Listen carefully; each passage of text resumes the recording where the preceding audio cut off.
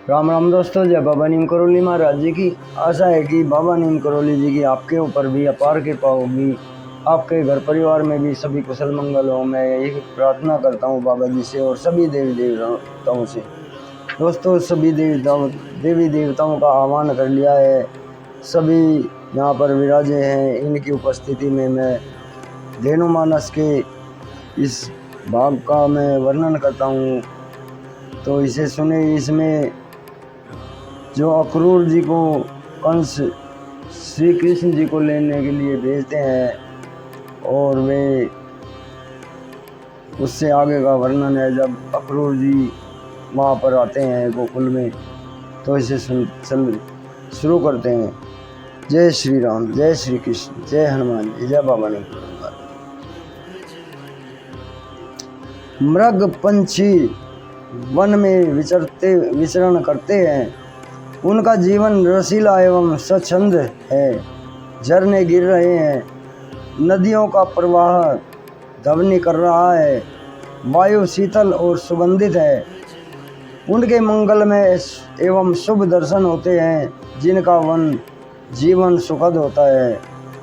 अक्रूर जी ने आज यदुनंदन को देखा तो वे व्याकुल होकर पदवंदन के लिए धरती पर गिर पड़े।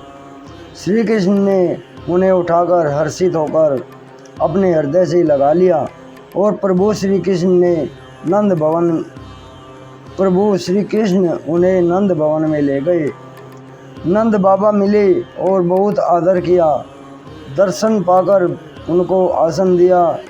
अक्रूर जी ने नंद जी को बताया कि आपको कंस महाराज ने बुलावा भेजा है, क्योंकि वहाँ बहुत बड़ा यज्ञ किया जा रहा है जिससे राष्ट्र उन्नति करे।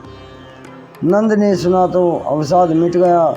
ऐसी प्रसन्नता हुई जैसे योगी को अनहद नाद सुन पड़ा हो। नंद रानी यशोदा जी को वह यज्ञ वाली कहानी अच्छी नहीं लगी, सहम गई और रोने लगी। गोपाल माँ को कहने लगी, मैया तुम दुखी क्यों होती हो? चिंता को चिता के समान समझ लीजिए। मनुष्य कल की चिंता में काल को भूल जाता है, परंतु जो व्यक्ति हरि का चिंतन करता है उसे काल नहीं खा सकता। माँ के हृदय से लगकर भगवान सो गए। प्रातःकाल उठकर माँ बलैया लेती है और मथुरा चलने की तैयारी होने लगती है। सारी ब्रज की वनिताएं सुनकर आने लगी। गाय और गोपियाँ सब खड़ी हो गई। हे कन्हैया, हमें छोड़कर मत जाओ। कृष्ण बोले, मैं नित्य ही गायों के संग में रहता हूँ।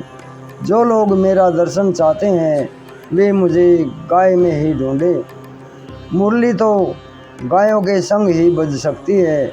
वृंदावन में गोविंद नित्य ही सज रहे हैं। सोने के रथ पर बैठकर प्रभु चल पड़े। साथ में नंद बाबा, बलदाऊ भैया और बाल बाल भी थे।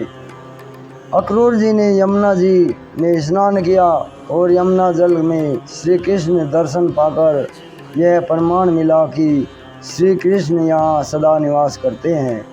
गौ माता मेरे आगे नित्य चलती है, पीछे भी वही रहती हैं। सदा चारों ओर गौ माता मुझे घेरे रहती हैं। मैं बिना गाय के नहीं रहता हूँ, इसके बिना बंसी नहीं बजती है। मेरा भक्त भी बिना गाय के कभी नहीं रह सकता है। संध्या के समय भगवान मथुरा में चंद्रमा के समान उदित हुए एवं ग्वालों के साथ नगर देखने गए। धोबी को निंदा का फल तुरंत दंड मिला एवं सुंदरी कहकर कुब्जा को सेवा का फल प्राप्त हुआ। भगवान ने सेवा करने के लिए हाथ दिए हैं। पशु के 4 पैर हैं, वह अपने लिए ही भागता रहता है। श्री कृष्ण ने उस यज्ञ में धनुष को तोड़ डाला। सब ने जय जयकार किया। कंस को दुस्वप्न में एवं अमंगल दिखने लगा। भगवान ने एक ही प्रहार से कुवल या कुवलिया पीढ़ हाथी को मार डाला, मदिरा पान से उसकी मति मारी गई। सरल रास्ते से सारे गोप चले आए एवं कठिन मार्ग से दोनों भाई चले। वहाँ कंस ने मल्ल युद्ध रचा हुआ था, सारे मल्ल ताल ठोकते हुए हंस रहे थे। तब बलदाऊ और श्याम बोले, तुम बड़े हो, हम बालक हैं। दोनों भाइयों ने चाणूर मुष्टिका को धरती पर पछाड़ दिया।